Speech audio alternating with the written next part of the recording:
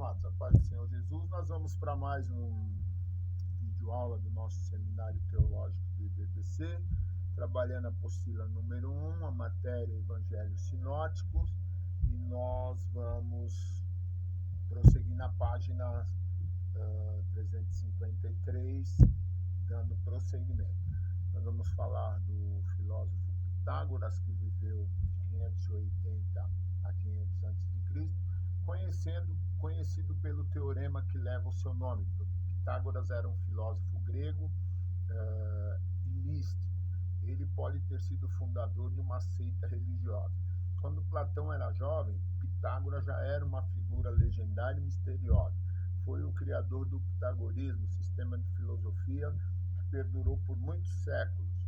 Suas principais ideias foram: a matemática relaciona-se com o mundo físico e os números explicam tudo. 2. A alma humana é eterna, autoexistente e imutável, embora sujeita a intervalos a reencarnações. 3. A Terra é um globo localizado no centro do universo. 4. O propósito da vida é obter um relacionamento com o ser divino.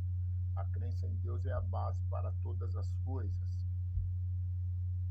Os homens 5. Os homens são classificados em 3 tipos: os amantes da sabedoria, os amantes do sucesso e os amantes dos prazeres.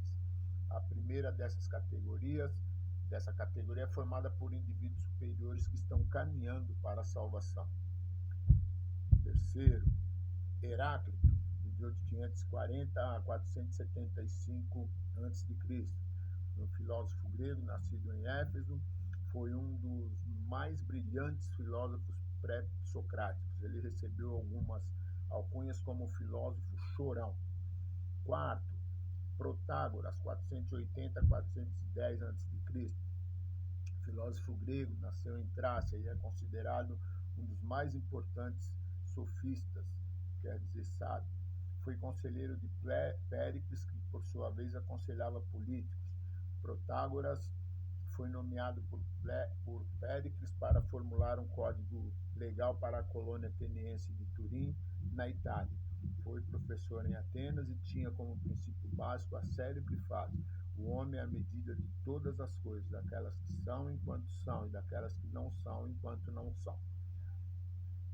Quinto, Sócrates viveu de 469 a 399. Nasceu em Atenas, seu pai foi escultor e sua mãe parteira. Foi o mestre de Platão, este, por sua vez, foi mestre de Aristóteles. Juntos, esses 3 representam a filosofia grega clássica. Sócrates foi o divisor de águas da filosofia. Antes dele, a filosofia é classificada como pré-socrática. Esteticamente, Sócrates é descrito como um homem muito feio, porém, segundo seu discípulo Platão, era o homem mais sábio da Grécia. O seu lema era: conhece-te a ti mesmo. Sócrates chegou a ser acusado de ateu e corrompedor da juventude, sem que, contudo, ficassem provadas tais acusações. 6. Platão, 427 a 347 a.C., nasceu em Atenas e recebeu uma ótima educação da família. Foi aluno de Sócrates e fundou uma escola de filosofia chamada de Academia em 388, e foi a primeira universidade da história em Atenas. Essa universidade oferecia uma boa variedade de cursos, incluindo toda a ciência que se conhecia na época. Platão desenvolveu 6 disciplinas fundamentais da filosofia: gnoseologia, metafísica, política, lógica, estética e ética. Ele ensinou nessa escola até sua morte. Ele foi o filósofo mais brilhante de todos os tempos. Alguém disse ao seu respeito que Platão é filosofia e filosofia é Platão. O modo mais elevado de conhecimento é o misticismo, através do qual podemos contemplar as ideias. O conhecimento completo só pode chegar à alma quando essa deixa o mundo físico. O corpo é a prisão da alma. Outros ensinos de Platão são os seguintes: crença no dualismo, imortalidade da alma, a alma origina-se no mundo das ideias, o demiurgo foi o poder que criou o mundo, A mente é a verdadeira realidade, a fonte real do conhecimento, e não os 5 sentidos físicos. A bondade é o princípio universal pelo qual toda busca pelo conhecimento, de algum modo, está envolvida em princípios éticos e crença na reencarnação. O platonismo tem sido uma das filosofias mais influentes. Ele influenciou tanto o judaísmo como o cristianismo. Paulo e João, conceito de dualismo e imortalidade da alma. Os pais da Igreja Oriental, como Clemente de Alexandria e seu discípulo Orígenes, foram fortemente influenciados pelo platonismo, como se vê em suas obras. 7. Aristóteles viveu de 384 a 322. Foi discípulo de Platão e nasceu na Macedônia. Era filho do médico da corte do rei da Macedônia. Com 18 anos, ingressou na faculdade de Platão, onde estudou por cerca de 20 anos. Foi o mais brilhante aluno de Platão e se tornou o maior cientista de sua época. A sua notoriedade chamou a atenção de seu mestre, que o apelidou de O Intelecto. Foi tutor de Alexandre o Grande, quando ele tinha apenas 13 anos de idade. No ano 335, fundou uma escola em Atenas chamada de Liceu, onde ensinou durante os 12 anos seguintes. Ele criou a lógica científica, que descrevia o método pelo qual se obtém o conhecimento. Escreveu sobre filosofia, ciência, metafísica, biologia, psicologia, ética, política e estética. Algumas de suas ideias são: o universo é um mundo ideal, um todo orgânico interrelacionado, um sistema de ideias eternas e imutáveis. O conhecimento científico começa pela percepção dos sentidos e examina os objetos do mundo físico. Se existe um movimento, deve haver um movedor primário. A causa primária é o movimento. Essa crença é uma força impessoal cosmológica. A lógica, como ferramenta da ciência e da filosofia, é dividida em 3 partes: os modos básicos do ser, a união e a separação desses modos de ser, e a maneira de a mente passar do raciocínio acerca da vontade conhecida para a desconhecida, analítica anterior e posterior. Toda ciência universal é conhecida indutivamente a partir da experiência sensorial de substâncias individuais e de suas propriedades. O homem é o supremo ser terrestre. Sua alma é feita de 3 partes unidas: vegetativa, animal e racional. Página 356. Autores judeus. No aspecto histórico, apenas 2 nomes são destacados: Filo e Flávio José. Filo, um filósofo judeu; José, um historiador. O que se encontra de mais histórico nesse período é o livro de 1 Macabeus, que tem um valor inestimável como fonte documentária da história judaica. É importante destacar a importância dos escribas em preservar e copiar os manuscritos sagrados. Primeiro, Filo, de 27 a.C. a 50 d.C. Pouco se sabe sobre a vida de Filo. Era membro de uma rica e influente família judaica. Seu irmão era um dos homens mais ricos de seus dias e seu sobrinho foi procurador da Judéia. Foi o maior expoente da literatura judaica nesse período. Filo era um judeu alexandrino, filósofo, teólogo, que interpretou os ensinos de Moisés e as tradições de Israel nos termos da filosofia helênica.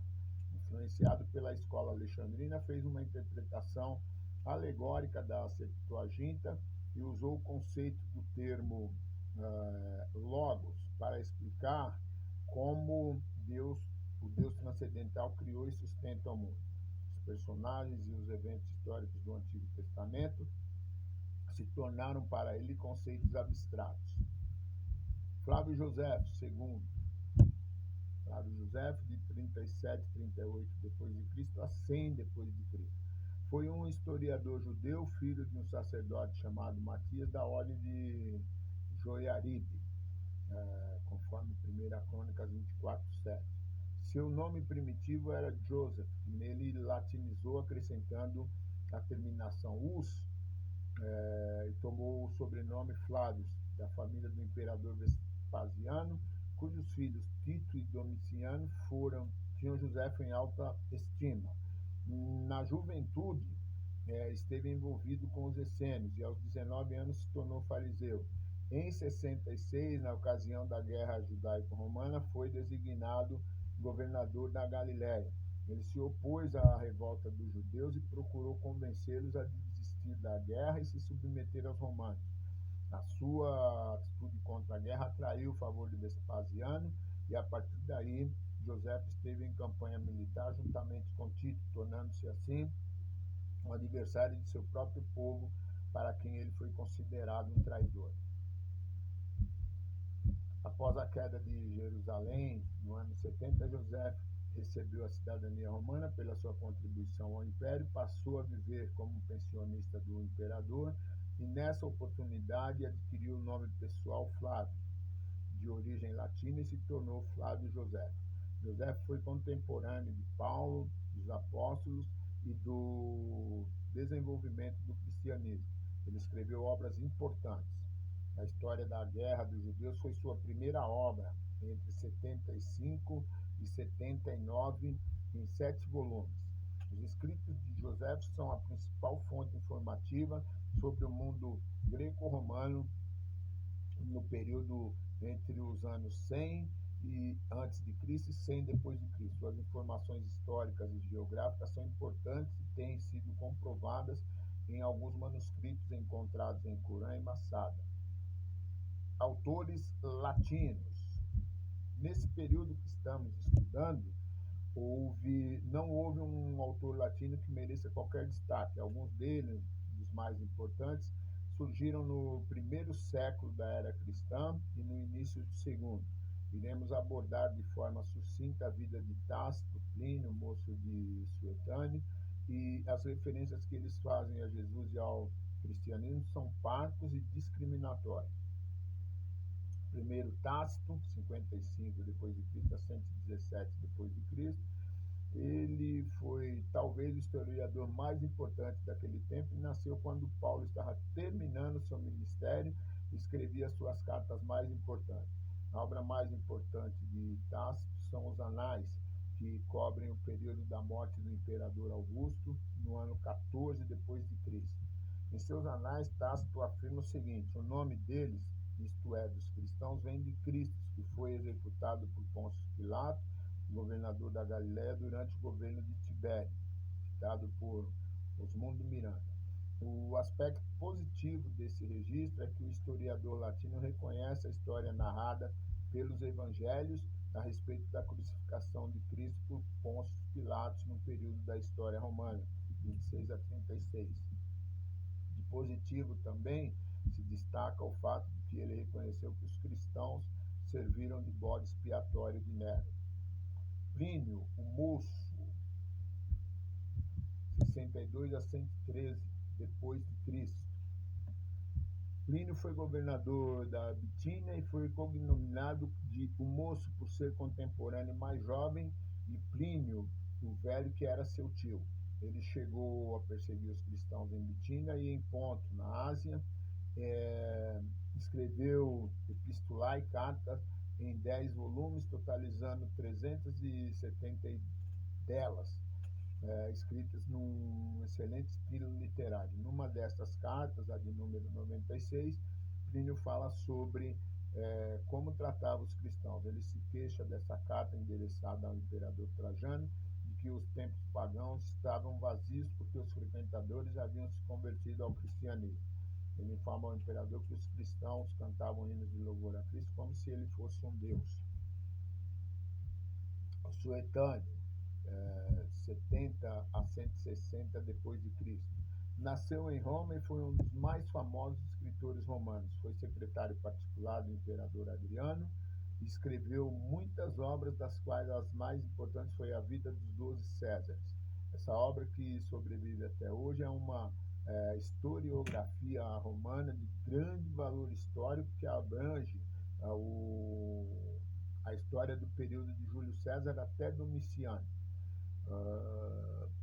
Nessa obra ele faz referências a Cristo e aos cristãos, mas 2 registros devem ser destacados. Primeiro ele faz referências a Cristo, a quem erroneamente chamou de Crestos. E segundo, confirma a expulsão dos judeus da cidade de Roma por ordem do imperador Cláudio, por terem causado confusão acerca das ideias de Cristo. Os historiadores contemporâneos do Novo Testamento pouco contribuem no aspecto histórico para uma compreensão melhor do texto neotestamentário.